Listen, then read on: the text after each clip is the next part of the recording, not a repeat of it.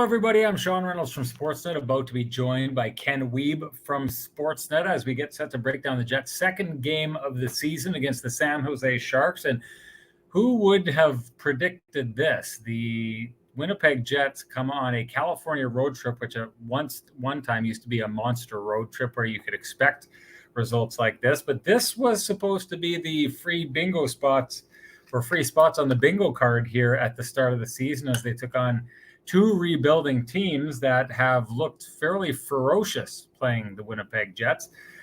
Ken's going to join us right away to break this down. You know what? I think he's ready to go. We might as well get in here. So let's hit the music. It's time. Here comes Kenny.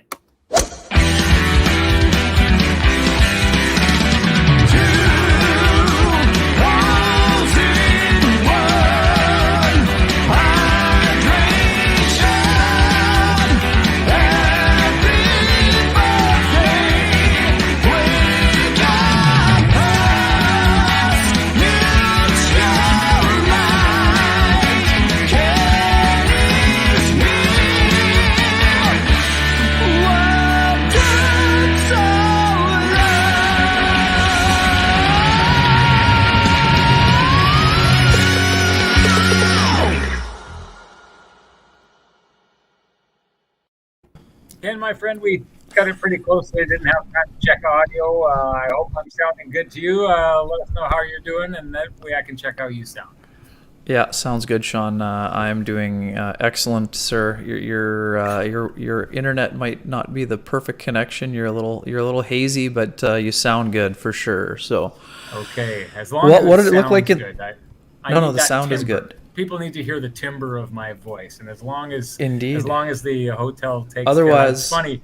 Otherwise, you're getting one of these, buddy. Otherwise, you're getting one of these. There you go. I love it. NBA ball hockey saying Wi-Fi okay in San Jose. Remind me, the whole people making fun of the Wi-Fi in Winnipeg. Was that a San Jose? That was the player? Sharks. Yeah. On their Sharks. That was on their score. That was their in-game scoreboard action, I believe. Yes, and they took some heat when they rolled through town. I believe that was just before COVID, I think. So. Classic there, but there were some apologies at the time, I believe. So, well, and here we are. Good to be together. It's the Winnipeggers who are getting boned by the actual bad internet in San Jose. Like, how's that for irony? You know, it should be there. What should be happening is there should be some San Jose hockey podcast that comes into Winnipeg and gets burnt by bad internet in Winnipeg. That's what really should be happening. This is unjust, unfair. I don't like it. I think as soon as the show is done, I'm going to go down to the front desk and I'm going to have a word with the fine people at the Westin San Jose. Good to see everybody. MC Stuttering Buddha. I still remember when MC Stuttering Buddha showed up on the show. I thought he was Mick Stuttering Buddha. He got a hold of you. It's the headphones, buddy. It's the headphones that give it away here. Exactly. Come on now. I should have picked up on it, but in fact, I did not notice the headphones until you talked about it right now. I did see that the MC is in capital letters. I should have picked up on that. It's okay. But, honestly, this was the first time that I noticed it as well, Sean. So I'm gonna be honest. That wasn't a shot. It was an observation. We're learning together, just like the Jets are learning a new system apparently. Well, yeah, and let's get into that. Lynn Reimer with a great comment here who says, at least when the Bombers have a less than stellar game, they still win. This is two straight games that kind of look – It was interesting. I didn't want to seem like I was cheating. I did the post-game interviews with the players, and a lot of the questions were the same because the ask is the Jets kind of came out and looked fairly dominant to start this game, just like they did on Wednesday, and slowly, inexorably, the Sharks or Anaheim, when you were talking about Wednesday's game, took things over and ended up, finishing the games fairly strong. What happened in your mind? Yeah, Sean, I mean, you heard it, and I think it sort of showed that way as well. Most of the players talking about a little bit of a disconnect in terms of their play. I mean, we've heard so much about the Jets wanting to play fast and play aggressive. And Pierre-Luc Dubois suggested they were playing too fast in the second period, and that caused a little bit too much separation between the forwards and the defensemen, and they just weren't very connected in terms of their neutral zone play. I think that their exits at times were fine, but their entries haven't been good, right? I mean, this is the thing we talked about, the Jets' speed, and they haven't been able to really generate much off the rush so far, which has been a little bit strange. So I think that's an area obviously that has to improve. But I mean, Sean, the difference in both games is special teams. I mean, there's no other. That's the story so far, at least to me. The Jets have given up 4 power play goals and 1 shorthanded. They've given up 8 goals in 2 games against 2 teams that are supposed to be near the bottom of the standings. Right? These are bottom 5, bottom 10 teams in the National Hockey League. So I mean, to me, what's more disconcerting, the special teams or the fact that the Jets have given up 8 goals in those 2 games against those players of 2 teams that are clearly rebuilding? I mean, I understand Doug Wilson said this week that he believes his team should make the playoffs. I mean, I don't think he has a lot of company in that regard. I mean, but hey, they're the ones getting it done on the ice, and of course you're going to say you want to make the playoffs. I mean, that's the way she goes. But for me, the Jets have not been doing a good enough job on special teams. That is very obvious. Obviously, the penalty kill has been very leaky so far, and the power play is just not getting the job done. I mean, the Jets found themselves with a 2-0 lead in complete control of the game, gave up a shorthanded goal, and then in the third period, went down 4-2. When it was starting to look like the Sharks were taking over, the shots were 11-1 at one point in the third. When you're chasing the game, they get a gift wrap too many men call. Sean, gift wrapped on a platter. Here you go. Get a goal. Get back in the game. And they're not able to convert. I mean, in fact, I think they gave up another one of those breakaways, right? Didn't Nieto get a breakaway on that power power play as well? I mean, God saved by Hellebuck, yeah. Right, really good save there. But I mean, man, it's just very strange, and it's tough to explain. I think there were some times where Mark Scheifele was either obviously helped make that power play dangerous, obviously shot off the post, but things seem disjointed in a lot of regards. I mean, naturally, start of the year, there are going to be things to iron out. But to me, the special teams are a major concern. And I understand, Sean, and we know this because the way the schedule is spread out, the Jets, it's okay to go to a 3-line game in the third period, but the Jets need to find a 4th line that they can play more than 6 minutes or 5 minutes. We've talked about this a ton, and this is something that needs to happen. I mean, we saw Svechnikov have a strong training camp and preseason. They need to find a way to get those guys on the ice for more than 5 or 6 minutes. Otherwise, they're not going to be able to survive with a 3-line team with a 35-year-old captain and a centerman in Paul Stassi, or a forward in Paul Stassi that will be 36 in December. You're just going to be running those guys and wearing them down too much. And I think that's something they can't afford to have go on much longer. Yes, right now you can survive when you have the breaks, but the Jets need to find a way to get that done. We thought in the preseason that it would mean penalty killing jobs for Svechnikov, Harkins, maybe Vesalainen. But as you pointed out to me during the game, the Jets went back to Old Faithful when it came to penalty kill. And, we'll see. I don't know that that's going to be a lot. To me, that's a stopgap solution. And yes, we know these guys have killed penalties during the course of their career, but they already play taxing minutes. So I don't know that adding, 2 or 3 minutes a game while shorthanded is going to help on that regard. So we'll be interested to see how things progress as they move along. So interesting conversation with Paul Maurice before the game where I was, we were chatting with him. We get, as the broadcasters, we get to, a little one-on-one time with him and having a conversation. And so he had said that they could see halfway through camp that the penalty kill is going to be an issue and that it's going to be a process, and the coaching staff feels like it's going to be a process for a while. Right. And, that's natural when you're getting a bit of a turnover, as they've had. They lost some penalty killers in the offseason. So they're bringing in new ones. Nash, I know, was a guy who was supposed to come in. He was supposed to take some of that. You could see there was success tonight between Kopp and Lowry when they got out on the penalty kill together. But when he brought up the idea that he was going to be using Paul Stastny and Blake Wheeler on the penalty kill, I have to admit, I was flabbergasted. I was blown away. I mean, here I would think the entire reason you've done what you've done in the last couple of years, and going out and getting Trevor Lewis and Nate Schmidt Nate Thompson like they did last season. I think a lot of people, there's mixed results on how people felt about it. So a lot of people thought they should be playing the young guys, but the very purpose of getting those guys was to play those minutes and free up those other players.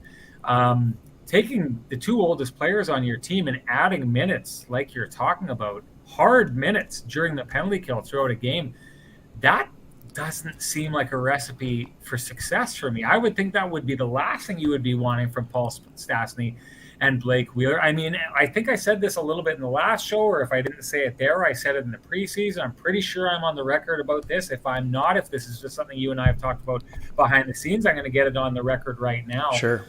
I take a look at the way Blake Wheeler's game has progressed over the last couple of years, and I really do think if he's going to be as important as they have positioned him to be on this team, it's got to be done in a way where his minutes are managed so that he's not getting tired out before the playoffs. I think what we saw from Blake Wheeler last year was a player who, early in the season had that injury. I know that. But after that, I think he was a player that conserved his energy for a good chunk of the season, and then really turned it on during the playoffs. It's funny, we're in, I know he is not here anymore, but when you think of the San Jose Sharks, you typically think of Joe Thornton, even though he's been gone for 2 years. Blake Wheeler's been on record in the past as saying that's a player that he really has watched and emulated over his career. You can see it in his game. And Blake Wheeler used to be that player that was in on the puck, really hard on the puck all the time. But I don't think you play as well as he has into his mid-30s if you play that your entire career. At some point, you've got to start saving the body a little bit. Joe Thornton did it great by staying out of the fray and kind of staying on the outside, giving himself time, and then picking defenses apart and getting the puck to the players going inside. That's what Thornton did. That's what we've seen from Wheeler. But it's one of the ways that you stay effective if you're an older player. That's not going to happen in my mind if they start using him to kill penalties. So I think you're right. I think it's a problem that it's one of those things that you're thinking, the penalty kill, it's something that we're going to get going on and we're going to figure it out as the year goes on. Clearly they had to do that last year because they had issues with the penalty kill last season, but it's cost them. It's cost them it definitely cost them game one. It's not something that can wait that long. And as it stands right now, you want your third and fourth line constructed to be be in a position where they can contribute in those areas. And now what you're taking is if you've got guys like Stastny or Wheeler and even Kopp on there, you're taking good chunks of your first, second, and third line and putting them to work for those extra minutes that are hard minutes. It's the first couple games. Those warts aren't supposed to be showing right now. It's only going to get worse if they use up the minutes on those players as the season goes on. And then I wanted to get to the fourth line. One quick one. This is why Gustafsson made so much sense to make the team, right? I memean, This is his job. He's a fourth line center that can kill penalties and win faceoffs. I mean, plus he can do some of the other things. So to me, that again, this is another example of how the whole Gustafsson usage just didn't make a whole lot of sense. Now, yes, I understand they want to get him 20 minutes a game with the Moose, but rather than tax those veterans, you have a young guy that's his job. His job is to be a checker and to be a penalty killer. So to me, I don't know how the game went for Gustafsson today with the Moose, but I would imagine that at some point that has to be an option the Jets go into. It has to be. It just has to be for sure. Some guys have been asking. Yes, Nash has been in the rotation, and yes, he was only out one time today, I think, when Lowry was in the box. But if Nash is not on the penalty kill, I'm not sure he's in the lineup, Sean, is he? I mean, I think he's a very smart, dependable player, but you brought him in as a penalty killing specialist, so I expect that he will be used more as they move along. And in the post-game show, Paul Maurice talked about wanting to get to 6 penalty killers rather than just the 2 sets of forwards. So I can't envision a scenario when Nash is not involved in that, but I would like to see Gustafsson try it out in that. And one other thing I like to bring up just quickly before you go back to the fourth line, Pierre-Luc Dubois, I think that penalty killing would be a perfect place to use Dubois as a big and strong and powerful guy. I think it would help keep the engagement level high, keeps the brain working because you're a lot of stops and starts. Again, we can get into it later on. I'm not here to say I told you so, but Dubois was probably the Jets' best player tonight, right? I mean, especially in the first period, he was a dominant force, 3 great scoring chances, and going to the net for a goal. So let's see what happens next. Let's go back to the fourth line. Sorry to interrupt. I just wanted to get that quickly in about Gustafsson. And the other thing, Harkins. I thought Harkins could be a guy that is used on the penalty kill as well. I thought giving him a bump was, you saw him working hard and playing well. So I think Harkins could still be in that mix, before long here. Yeah, before I get to the fourth line, I want to give a shout out here to Energy 21, Richard Medeiros, a good friend of the show. You've seen it all over the place. Our logo, the Kenny and Renny logo, that was designed by Richard, who basically just called us up and said our original logo that we had, which was kind of slapped together. He said, you know what, guys, I think I can do better. Here's an example, and just sent it for us. That was great.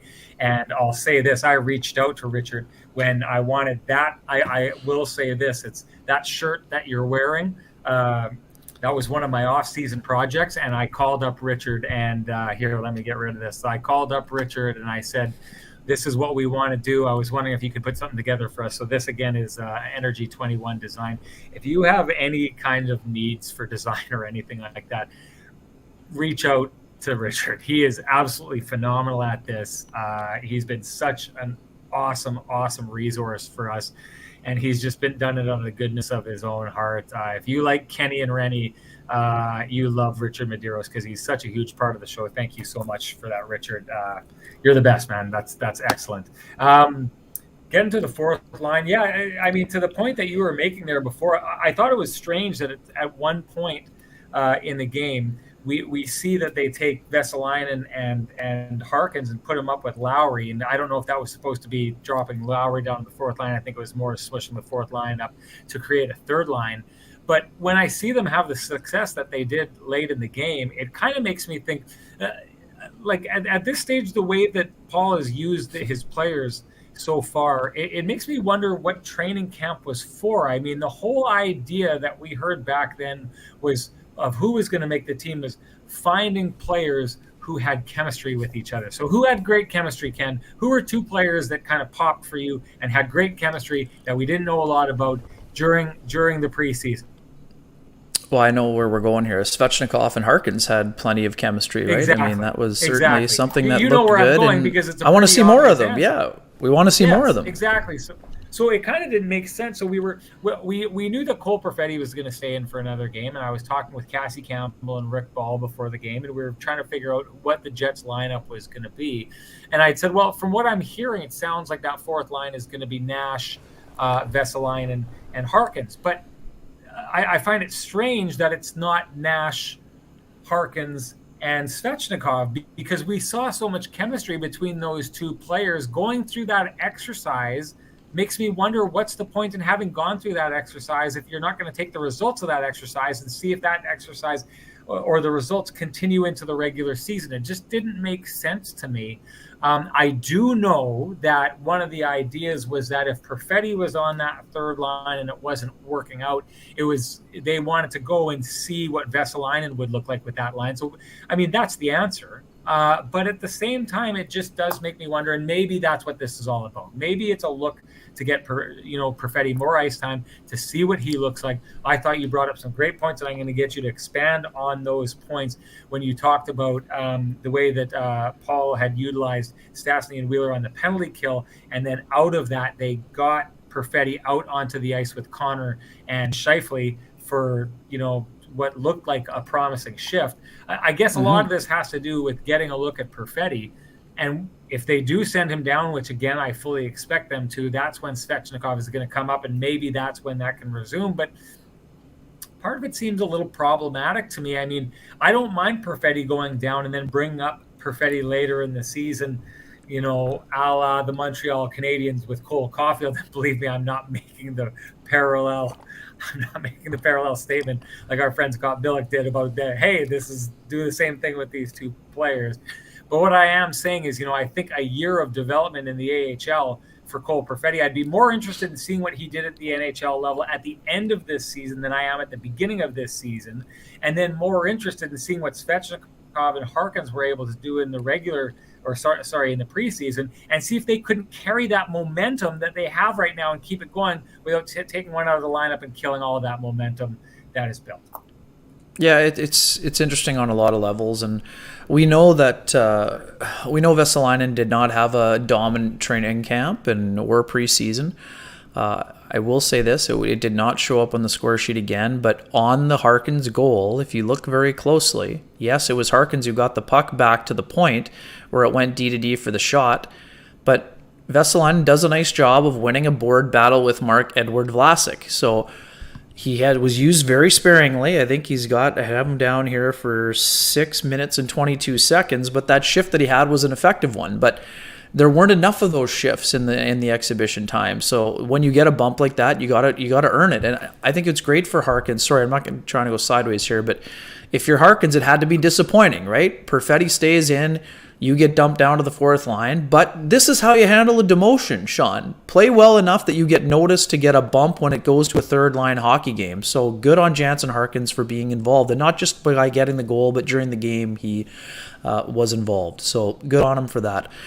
Yeah, it's super interesting. I mean, I think Gustafsson will factor in. Just fly the ship for a second. I'm going to try and do something to fix this in and internet. out. Just fly the ship for a second. Keep going. Sure, yeah, no problem. So I think, someone had asked earlier if Gustafsson is going to be called up. Yes, I do think he will be at some point. I'm not saying it will be next week, but I do expect to see Gustafsson because of all the things that we're talking about in terms of having the size and the skill level and being able to kill penalties and things of that nature. So I think Svechnikov will also factor in. He's had a very good camp. I think what I had said to Sean off the air and also with Hustler on Friday, I think part of the reason that Svechnikov was not in was because he was off the ice. And for the folks who are not familiar with the story, because he was not on the opening day roster because of the cap machinations and the gymnastics that were required in order to maximize the LTAR pool and keep the bonuses involved for guys like Perfetti and some of the other guys on ELCs, he was unable to travel with the team to California. In previous years, if you're on a PTO, you could still travel, but this year you couldn't. So what happened there was he had to fly up on the day of the game, so he missed the morning skate, and then yesterday the Jets had an off day because of the CBA, and then so that meant that 2 of the last 3 days he was kind of off the ice for the most part. So even though he did play in the game, so I do expect we will see Svechnikov in on Tuesday. He'll get himself a practice on Monday. He'll have the morning skate Tuesday, and I think he'll be back in the lineup. So he'll give them, whether it's a fourth line dynamic or a third line dynamic, eventually Svechnikov will factor in as well.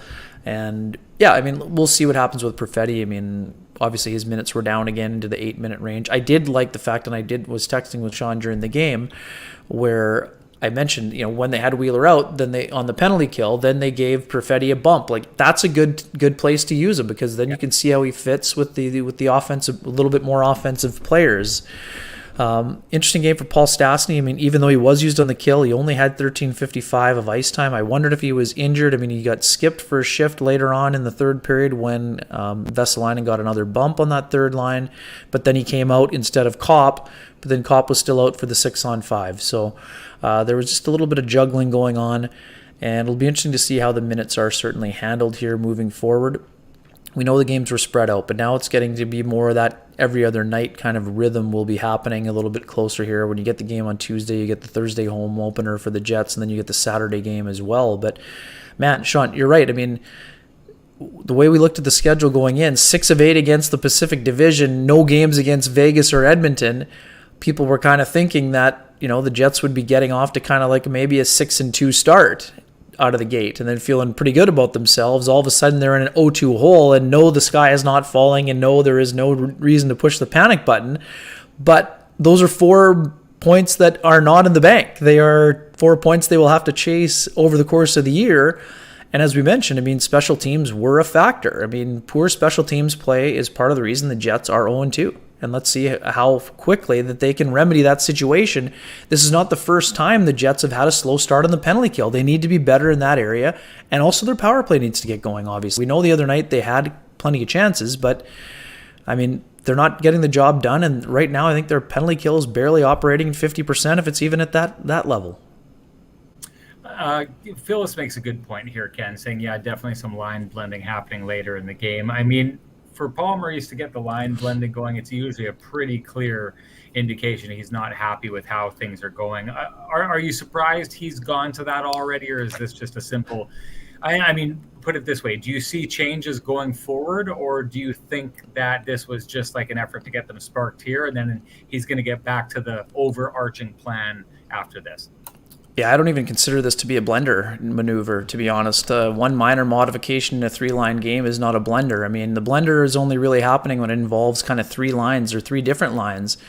So I would just say that was, cutting down to the bench to three lines basically for that stretch. So until there are moves with the top two lines, it's not really a blender situation for me. If you're kind of, having guys in and out on maybe the odd shift, I don't think that's a big factor. But it's tough though, right? You're trying to so Dubois plays his best game in a while. Now you want to kind of have continuity, right? But now Ehlers wasn't quite as effective as he was in the opener when he had the 13 shot attempts and 8 shots on goal. And I'm not saying he played poorly, but they got to get these guys going at the same time, right? This is what we talked about so much last year. There weren't enough times when the Jets' top 6 forwards were all rolling at the same time. And that's something that they need to really kind of get going. And also, too, I don't think it's time to panic because of one simple thing. This was Mark Scheifele's first game. They've only had 2 games played, but there was already some movement in the top line, and on the third line, obviously, was Stastny.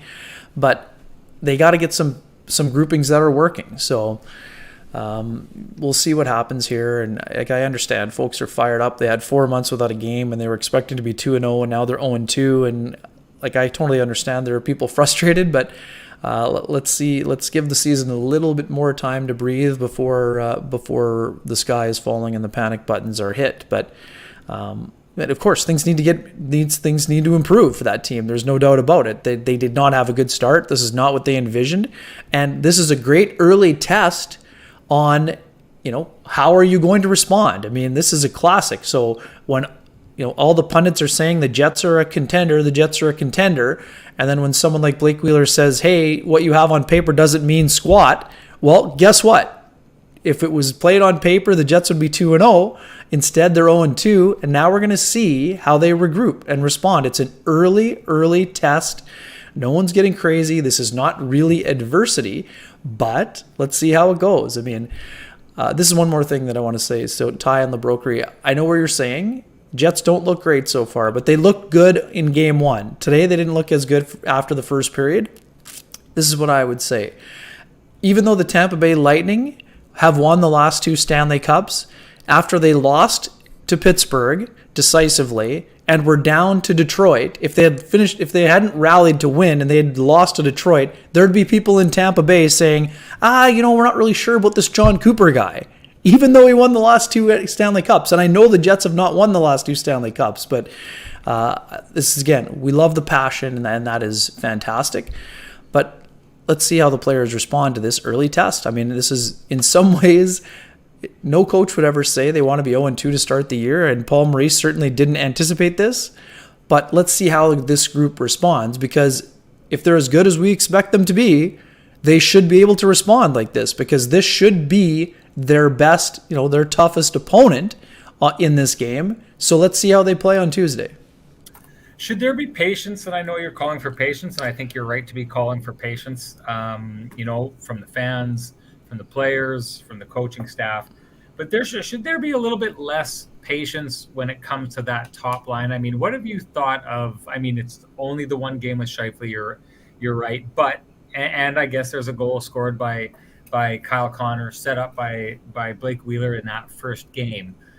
But that line should be the line that has the built-in chemistry and the know-how with each other to really be the line that's making the push in these 2 games like this, and in years past has been that line. So I wonder, is there, how much patience should there be for that first line before, a lot of people calling for Ehlers to move into that spot, a lot of people calling in the chat room for Wheeler to be moved up and down the lineup or tried in different spots.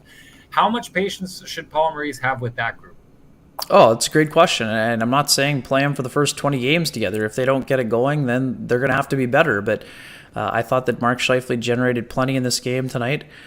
And, Kyle Connor had a few chances. And there too, what have people been complaining about Kyle Connor? Look at the defensive play he makes in the third period. He's back there in the slot, pickpocketing another player. So I get it, folks. The Jets are not firing their coach after 2 games. I'm sorry. That's just, if they didn't think that, again, Sean, you and I have talked about this.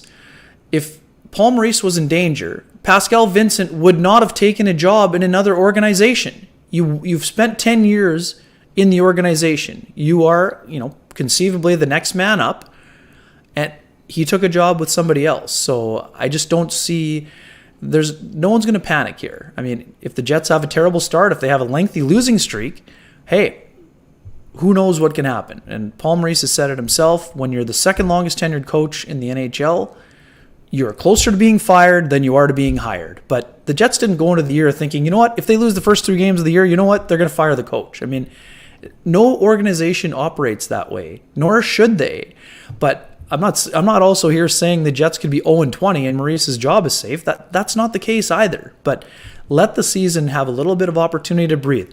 Does anyone think the Buffalo Sabres are going to make the playoffs? They just won their home opener. Big deal. That's not going to mean anything in April. Great for them and good job, but I don't think they can sustain that. So, again, patience for the top line. I mean, this is 1 game. So, Transcona Poly, I'm not saying it's only 2 games, but it's only 2 games this year. So, let's see how it goes. And also, I mean, the players have to execute. That's the other thing. Was the coach bad that the Jets badly outplayed their opposition at 5-on-5 last game? Of course not. I mean, the players have to be better. Coaching staff has to be better.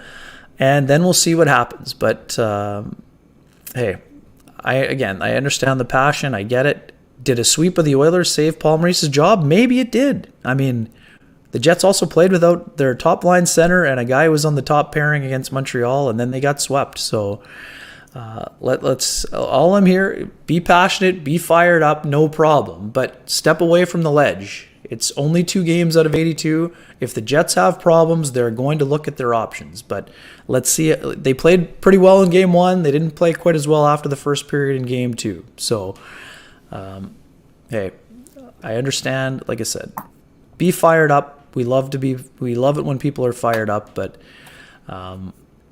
if you're waiting for me to say, hey, you know what the Jets should do? Fire the coach after Game 2. I'm sorry. Many of you are going to go home disappointed tonight. Hey, Captain Underpants, I'm sorry, but why does Maurice get so much grace from the media? I want you to expand on this because I'm not sure what you mean by it. I have an idea. I don't know that I necessarily agree with the sentiment, but if you could write in and just give us an idea of what specifically you think the media is doing to kind of give him grace or give him a free ride, just write it in and we'll address it. I want to address this topic. I do wonder, Ken, and when we're talking about Paul Maurice's job, which I think it's way too early to do that, and there's going to be a grace period there. I think the season would need to be. I honestly think that the season would need to be right on the brink of a spot where the Jets thought, if we turn this around right now, we could make the playoffs. But other than that, I don't think Paul Maurice is going anywhere. It would take that. It would take a last-ditch effort to try and save the season, in my opinion, to move Paul Maurice along. But I do wonder this, and people are saying it, and people have said a couple times in the chat here about, the roster that has been put together for Paul Maurice by Kevin Cheveldayoff. You'd said, let's see where it goes. There can be changes made. I don't know how easy it'll be to make changes to this roster. If Nate Schmidt comes in and he's not necessarily working out, and the bottom 6 that doesn't really come together, they're kind of locked in salary wise the way things are going now. The changes that could be made are what you were talking about. A guy like Gus could come up and he could try and be the solution. Maybe they could stick with Perfetti and they could bring in Heinola and they could do all of these different kind of things. But as far as going and addressing it on the trade market, I think that would be really, really, really difficult to do. And so I wonder if there is a little bit of a finality to this roster that has never really existed in Winnipeg before this, that puts Paul Maurice in a put up or shut up situation this year like he's never been before, in that this is the roster that, I know you said Blake Wheeler was saying on paper, whatever, which is a call to his players to say, we've got to, on paper we look good, but we got to go get it done out on the ice. But let's not forget, the Winnipeg Jets have been talking Stanley Cup aspirations the entire preseason and entirely through training camp. This is a team that has been talking big, has set its sights big. I think there's a belief, they openly talked, both GM and coach, about plugging holes that they felt that they had in the past. So because this roster is set, and you've basically not just set this roster for this year, but the idea of the next 3 years, which we believe is the window where you've brought in players like Nate Schmidt and Brennan Dillon who fit and lock the team into that 3-year window alongside Scheifele and Wheeler and Hellebuck and players like that. Does that finality change the outlook of what a Maurice rope could look like this season? Well, I mean, no. I mean, to a degree, sure. But, I mean, we've talked about this for 2 years. I mean, the Jets did not have the personnel to be judging that the coach was not able the last, year and a half with that. I don't think Scotty Bowman could have won with the Jets defense core that they rolled out. So I don't know that I get it. Now there's no excuses, though. The roster is there. Now it's up to the coach to squeeze the most out of them.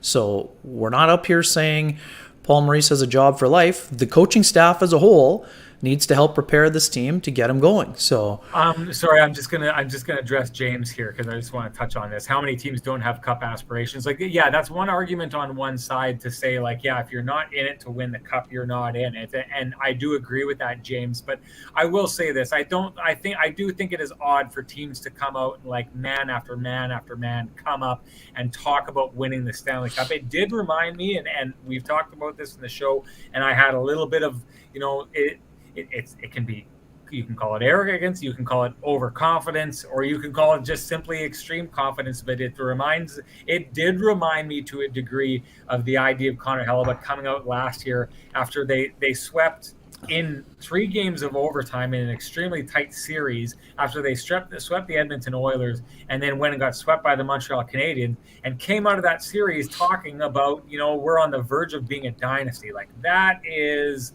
a comment that has red flags all over it for me.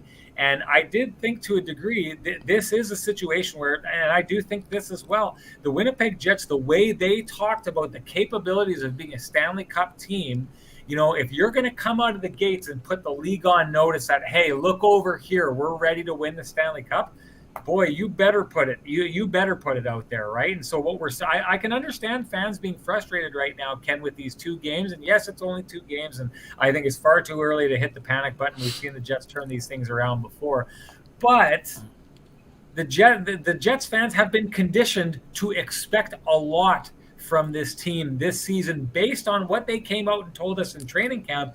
And here they are 0-2 out of the gate against 2 teams that they've made look really good. And maybe, just maybe, the Anaheim Ducks and the San Jose Sharks are going to be 2 young teams that have a real push this year. Or maybe, just maybe, they're going to be like teams that the first team started 2 players playing their first NHL game. Tonight, the Sharks had 3 players playing their first ever NHL game. Maybe they're just young teams that are going to move back towards, the mean or the median. I don't know my math well enough to know which of those is the apt descriptor. But the Jets fans have been conditioned to expect a lot, and they did not get that here. And I think that just kind of adds to the idea of the rope maybe not being as long for Paul Maurice, because the Jets have backed themselves into a corner talking about how good they are. Sorry, resume your point. I think that adds to it. No, it's totally fine. I just think here, I mean, no matter how they were programmed, and I have no problem with what Connor Hellebuck said. Does he put a target on himself to a degree? Sure. But we've been around Connor Hellebuck since he started out. This is a if you can see it, you can be it moment for Connor Hellebuck. So he's not in here saying, I want to make the playoffs. He's saying, I want to win the Stanley Cup. We know our time is now. Like, that's good. That's understanding what your window is. And of course, if you don't believe you can do it, you're not going to do it. No one is in here saying, what we should be a bubble team, barely squeezing into the playoffs. So I love that he came out and said what he said. Does that mean he needs to be a Vezina Trophy candidate? Of course it does. And hold on, Ken. I'm gonna ask you this question, Rob Mahoney. This is a Stanley Cup team. Renny, confidence is good. Why is this a Stanley Cup team? Well, because we talked about the depth that they have, and they have the skill in the top 6, and they have Vezina caliber goaltending, and they have an improved defense core. Those are the reasons why they should. When has this team ever proven that they're a Stanley Cup caliber team? We talk about the top six all the time, and the top six, without Mark Scheifele entirely disappeared. I mean, Paul Maurice brought it up as well. I said, so without Mark Scheifele, I said it in my opening tonight. Mark Scheifele gets, and we talked about this before. Maybe Mark Scheifele is underappreciated. Maybe we aren't giving him enough credit. Maybe Mark Scheifele should be in the conversation for Hart Trophy as most valuable player in the NHL, because it looks like the Jets can't really win without him. They lost all 4 games he didn't play in during his suspension. They never held the lead once during those 4 games. And when I brought that up and I asked, because, a coach never wants to say, we're a one-man team, we can't win without this guy. And he acknowledged that. And he said, I don't want to go there and I don't want to say that. But when you say that we're 0-4 without Mark Scheifele in the lineup, I look at it as being that we're 1-7 without Mark Scheifele, because when he went out in that series against Calgary, the Jets went out of that series without a whimper, with a whimper as well. I mean, so I look at this, and if the Jets' top 6 is so unbelievable, like we always talk about it, and all the analysts talk about it, if the Jets' top 6 is just so dangerous and so incomparable to most teams around the league, where has it gone in the playoffs with the loss of one? If you are one of the best top 6s in the NHL, you should be able to survive the loss of one of those top 6 players, even if that player is likely your best offensive player. Oh, I mean, the Leafs lost without Tavares, and he's their second best center, right? They lost to Montreal after Tavares. The Leafs never win in the playoffs. They haven't won since 2004. Yeah, so again, no one is saying the Jets have an incomparable top 6. They have a very good top 6, and better than most, I would say. I mean, the numbers speak for themselves. Like I wrote on Friday at sportsnet.ca, Kyle Connor, 7th in the NHL in goals since 2017-18. 7th. There are 750 players in the NHL most years. He's 7th in the last 4 seasons, okay? That's elite level goal scoring. I mean, Blake Wheeler had 2 91-point seasons. Those are elite numbers for an extended period of time. He was still almost a point-a-game player last year. Mark Scheifele, 5 consecutive seasons of being a point-a-game player plus. Nikolai Ehlers, elite level player, on the verge of being a superstar. If Dubois plays like he did today, and he needs to do that on a consistent basis, then the Jets' top 6 can be among the best in the NHL. They haven't been that when Mark Scheifele's out. No one's arguing that. They've been outscored dramatically, and the only game that they won without Scheifele against Calgary was a Hellebuck shutout. So that's where the other part of the elite portion of the roster is.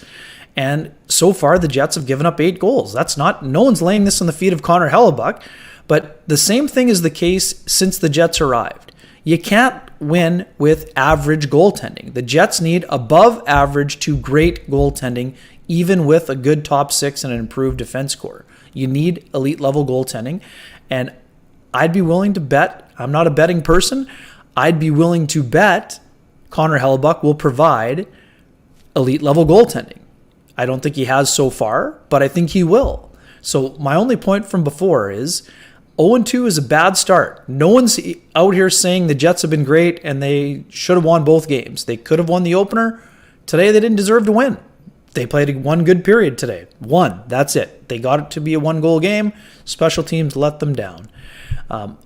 If the Jets are 2-8, right on. Bring on all the angst and let everything go. But let's see what happens in this week, the rest of this week, and then we'll start making some, bigger area assessments, right? And if if special teams doesn't improve, that will fall on the coaches and on the execution of the players.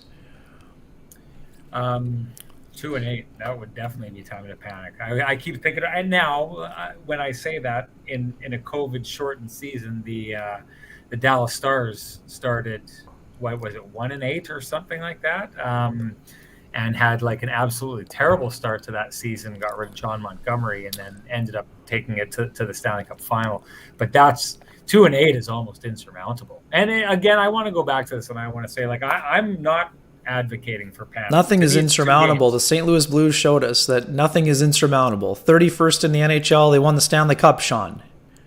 Yes, they fired their coach, and their backup goalie, or the guy that was in the minors, salvaged their season. But nothing is insurmountable. But the Jets need to be better. They know that. You know that. I know that. The people know that. But Yeah. let's not be going all crazy over this. Is all I'm saying here. Well, I'm not going crazy. I know you're I'm not. also not. Lots of I'm also people not are, using Sean. Lots the of St. people Louis, are. Yeah, yeah. I'm not using a St. Louis Blues team that pulled off something no team in the history of the NHL. Of course, it was an outlier. Had ever pulled off before, right? Like when you're starting to depend on outliers, you're starting to put yourself in a pretty darn bad spot. Let's get to one quick one. Somebody asked about Comrie. No, Eric Comrie will not be starting in Minnesota. I don't see Comrie starting before maybe next Saturday in San Jose. I don't see him getting it. No, the Jets have a divisional game against Minnesota. They need to play their best guy, and their best guy is Connor Hellebuck. He'll be starting on Tuesday. Wagers saying Montreal went to the Cup final as the 18th ranked team in the league. Yeah, and they wouldn't have made the. Well, no, sorry. I don't think Montreal would have made the playoffs last year if things were structured different, right? Yeah, they're the 18th ranked team in the playoffs, and they make it because they're in that Canadian division, and the bottom three teams had a terrible season. The whole point is, I know that when you get into the playoffs, everyone's got a chance, right? I get that. It's just there's teams like that. Like Montreal is that team again this year that, if they make it into the playoffs, they could make some noise, just like Dallas has been in the past. They're that team that they sneak in and suddenly they're a really hard team to beat.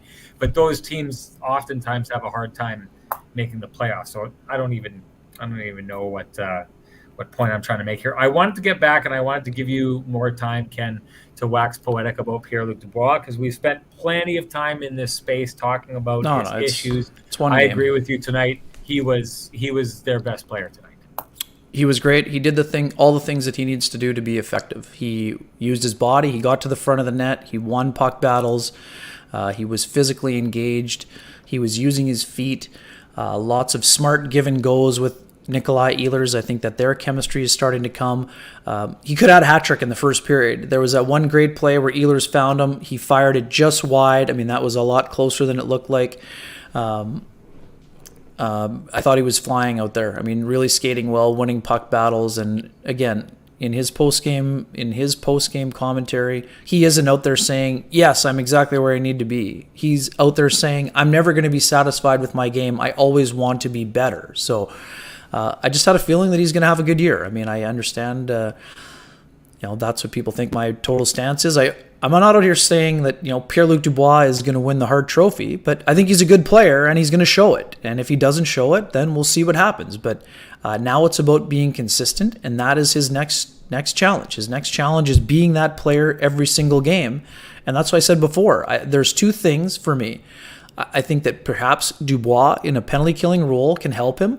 And the other part, I think that what we talked about before, I think if they want to look at sort of more of a matchup game on home ice, I think that you want to play Dubois and Kopp against the other team's best now that you don't have a traditional checking line in Adam Lowry where he's got skilled wingers with him rather than, Kopp and whoever else plays the wing. We know that was Armia, Tanev, Appleton, all of that. So those are two ways to maybe get him even more engaged. So, but yeah, Dubois was very good. Now it's up to him to do that on a regular basis. And I think that's his goal. And I expect him to be able to reach that goal.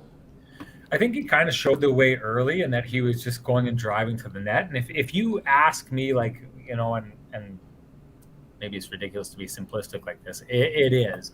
But if I had to boil down the first two games and to like really simple points of what the Jets did well and what their opposition did well, I thought Anaheim did a good job of getting to the net against the Jets, and I thought the Sharks did a good job of getting to the net against the Jets, and I didn't think the Jets did a good job of getting to the net in either of those games. Paul Maurice had joked about it before the game he said, well, we didn't really get to the net in that Anaheim game except for that one time, right, when Kopp entirely blew up John Gibson. But I mean, I've heard this time and time again, and it's funny because we're bringing up these teams like the St. Louis Blues that people are comparing the Winnipeg Jets to, and you'll hear this, Ken, because a lot of times you and I were on these series together, down covering playoff series that didn't involve the Jets, and the coaches would say, like, we just didn't get to the net tonight, and there's this willingness. It's almost like an expression of your willingness to succeed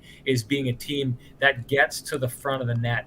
And one thing I've noticed, or I believe, about this Winnipeg Jets team that I think we've seen, in these first two games, and I think we've seen over the last couple of years, and I really do think it was kind of what fell apart for them in the 2018-2019 season, is they just seem to kind of fall in love with playing with the puck on the perimeter, and they don't get that puck to the front of the net. And I just thought that, Pierre-Luc Dubois could really carve out a place on this team as being the guy that always does that, right? He's big, he's strong, we know what he's capable of doing. If he was just that guy that always led the charge and found a way to get to the front of the net, I really do think he could be a beacon on this team, because it's something that, again, it would just be that constant reminder of where the Jets need to go to succeed. And I just wonder if there's not this. We see the Jets play the boards so often and so nicely, and they move it up and down those boards. It's just the idea of when they got to turn that off the boards and just get it to the front of the net. Because if you notice, the Sharks tonight were just constantly trying to get the puck to the front of the net, not moving it around, waiting for that pass across. And I really do think, it's that example. I think it's what went wrong with the Jets during that long losing streak last season, is that they kind of fall in love with that perfect play, because when they do it, and what they're looking for is they're replicating that pass from Blake Wheeler to Kyle Connor that we saw in that first game. That's how the Jets like to score, where it's this pass and it's a shot and it looks amazing. They look like they're 10 steps ahead of their opposition. But on a night like tonight, it was young guys who just had, grit and energy and got to the front of the net, and that's what got it done.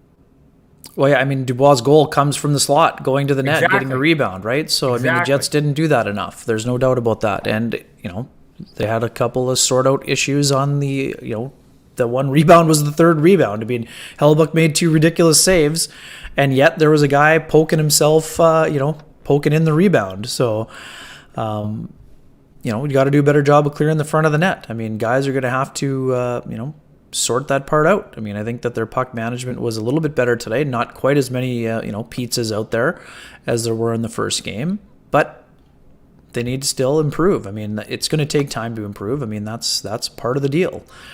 I mean, that's for sure a place where Dubois, going to the net, that's going to be part of his game. I think it always has been in the past.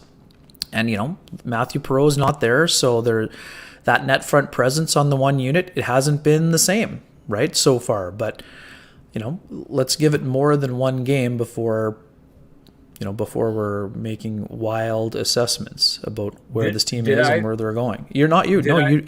I'm not saying that you said that. There are a lot of people here that I was going in a different direction. Did I say this? You brought up Matthew Perreault.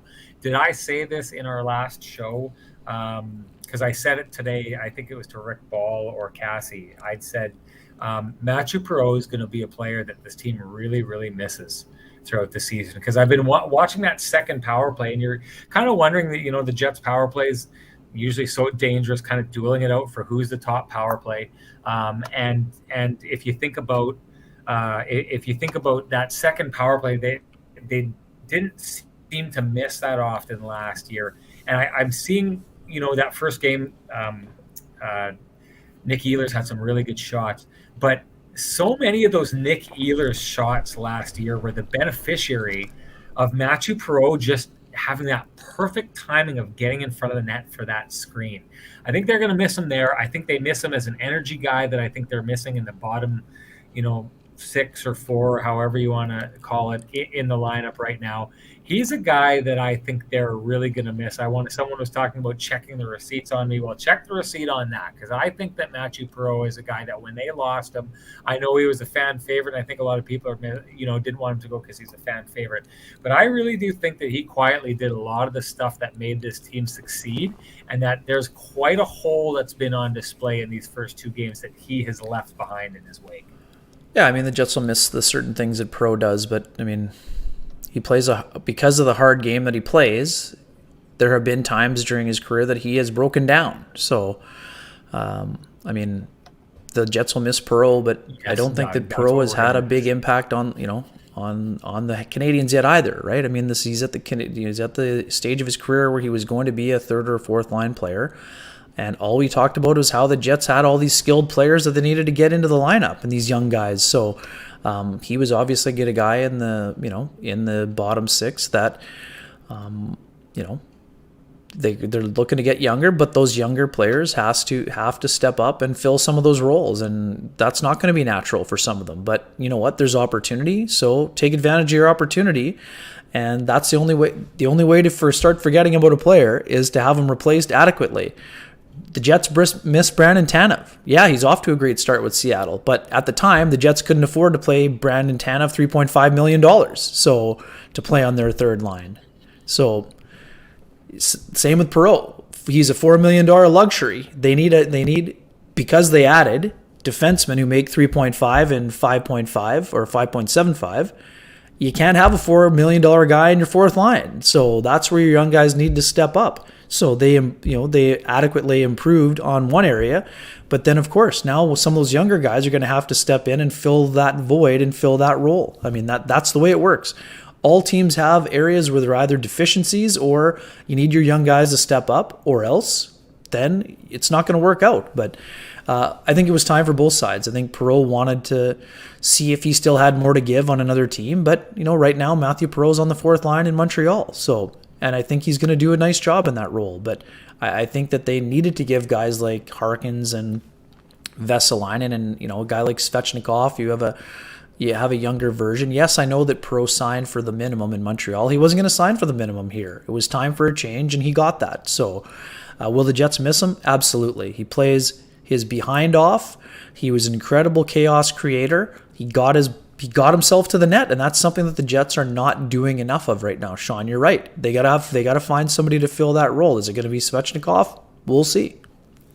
Waiters 27 says, "Is anyone concerned with Stastny?" Now, again, I think this is, don't want to hit the panic button. But I will say this: the Jets coming to the season with players as important as Paul Stastny and Blake Wheeler at 36 and 35 years old. What can we expect, in all honesty, from two players at this age? Because I was thinking this the other day. We went down, we were doing the Anaheim game. We're talking with the Anaheim broadcast crew. We're talking with the coaches about where he is, in his game and his age.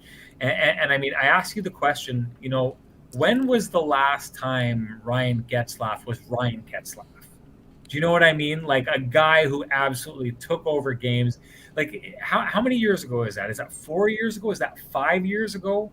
Because Ryan Getzlaf is the same age as Paul Stastny, and he's a year older than Blake Wheeler. And what you can see in Anaheim is while they've got Ryan Getzlaf in a position of importance, he's their trigger man on the power play this season, or to start this season anyway. But they are quickly, I mean, when he was asked who is running the power play or who's the important guy on the power play, is it he or Trevor Zegras? He'd said it's Zegras. Like he admitted that. He'd handed over the mantle. And I guess the question is, like, I think Stastny and Wheeler have done phenomenal jobs of avoiding father time, but at some point, how long can you expect them to do that? And what's fair? I guess maybe this is the best way to ask this question. It took me long enough to arrive here. What's fair to ask for and expect of those two players at this age on a team that, they believe that, a lot of people in the chat room believe that is Stanley Cup ready? What is too much to ask from those two players? Yeah, I mean, Blake Wheeler is going to be an elite power play player, and you need him to be a 5-on-5 contributor, which he has been throughout the majority of his career. Is he going to be operating at that 91-point level? No, probably not, but you don't expect him to. But I get it. People are mad he's making $8.25 million. I don't want to have this argument every time we go on a show. Blake Wheeler was underpaid, grossly underpaid for a long time given his production. He's cashing in for years of service and points that he produced when he was making $2.5, then $5 million. So people need to get over that. I mean, if you want to complain about it and be upset about it, totally fine, but that's the reason where things are at with him. He still was almost a point-a-game player last year. So, I mean, is he going to be a first-line productive? Is he going to be Patrick Kane? No, he's not going to produce like a Patrick Kane, but he's going to give you all the effort that he can. I don't think he needs to play 21 minutes, 22 minutes, but Blake Wheeler has earned his career salary. So if people want to say he's no longer elite, no problem. You can say that, but he's still an important player in this team. And, whether that's, going down and having his minutes reduced, that could happen. And you know what? At some point it's going to happen, of course. Like you said, Father Time is undefeated. I still think that Paul Stastny is going to be an important contributor.